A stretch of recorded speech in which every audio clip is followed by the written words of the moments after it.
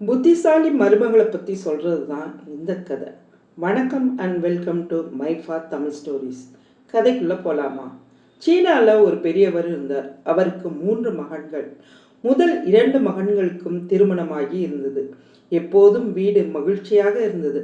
ஆனால் மருமகள்கள் தங்கள் தாய் வீட்டுக்கு சென்றால் விரைவில் வீடு திரும்ப மாட்டார்கள். அன்றும் மருமகள்கள் தாய் வீடு செல்ல அனுமதி கேட்டனர். பெரியவர், போய் வாருங்கள், வரும்போது நீங்கள் எனக்கு 2 பொருட்களை கொண்டு வர வேண்டும். கொண்டு வராவிட்டால் மீண்டும் உங்கள் அம்மா வீட்டிற்கு செல்ல அனுமதிக்க மாட்டேன் என்றார். சரிங்க மாமா, என்ன வேணும் சொல்லுங்கள் என்றனர் 2 மருமகள்களும். ஒரு காகிதத்தில் கொஞ்சம் காற்றை அடைத்து கொண்டு வர வேண்டும் என்று ஒரு மருமகளிடமும், காகிதத்தில் கொஞ்சம் தீயை கட்டி கொண்டு வர வேண்டும் என்று இன்னொரு மருமகளிடமும் சொன்னார் பெரியவர். இதை கேட்டு மருமகள்கள் இருவரும் திகைத்தனர். சரி, பிறகு பார்த்து கொள்ளலாம் என்று கிளம்பிவிட்டனர். தாய் வீட்டில் சந்தோஷமாக சில நாட்கள் இருந்தார்கள். வீடு திரும்ப வேண்டிய நாள் வந்ததும் மாமனார் கேட்ட விஷயம் பற்றிய பயம் வந்தது. இருவரும் கிளம்பினார்கள். வழியெங்கும் கவலையோடு புலம்பிக் கொண்டே நடந்தனர்.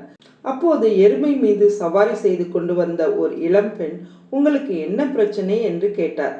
இவர்களும் தங்கள் மாமனார் கேட்டதை சொன்னார்கள். அந்த பெண், இவ்வளவுதானா, இதற்கா கவலைப்பட்டீர்கள் என்று சிரித்தார். முதல் மருமகளை பார்த்து, நீ ஒரு காகிதத்தில் விசிறி செய்து கொண்டு போய் கொடு. 2வது மருமகளிடம், நீ ஒரு சிம்னி விளக்கை ஏற்றி ஒரு காகிதத்தில் சுற்றி எடுத்து கொண்டு போ என்றார்.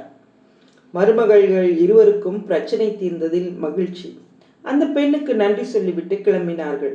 மாமனாரிடம் அந்த பெண் கூறியபடியே விசிறியையும் சிம்னி விளக்கையும் தந்தார்கள். அவர் ஆச்சரியப்பட்டார்.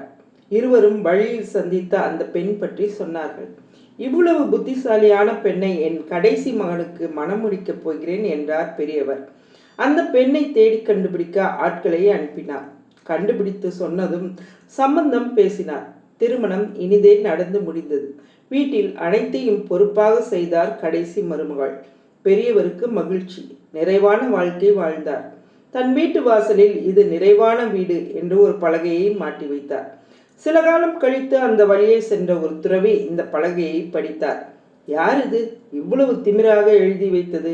இந்த வீட்டினருக்கு பாடம் புகட்டி திமிரை அடக்கப் போகிறேன் என்று முடிவு செய்தார். வீட்டில் நுழைந்த அவரை கடைசி மருமகள் தான் வரவேற்றார். துறவி, இது நிறைவான வீடாமே, அப்படியானால் எனக்கு இந்த சாலையின் நீளத்திற்கு ஒரு துணியை நெய்து கொடு, இல்லாவிட்டால் சபித்து விடுவேன் என்றார். கண்டிப்பாக நெய்கிறேன் ஐயா. சாலையின் 2 முனைகளையும் கண்டுபிடித்து எவ்வளவு நீளம் என்று அளந்து தாங்கள் சொன்னால் அந்த அளவுக்கு நான் துணியை நெய்து கொடுக்கிறேன் என்றார் 3வது மருமகள். அவர்கள் வீடு இருந்த சாலை எங்கோ வெகு தொலைவில் இருந்த தலைநகரத்திலிருந்து நாட்டின் எல்லை வரை சென்றது. அதன் ஆரம்பமும் முடிவும் யாருக்கும் தெரியாது. துறவிக்கு பதில் சொல்ல முடியவில்லை. சரி, வேண்டாம், கிணற்று நீர் அளவு எண்ணெய் ஆட்டிக்கொண்டு வா என்றார் துறவி.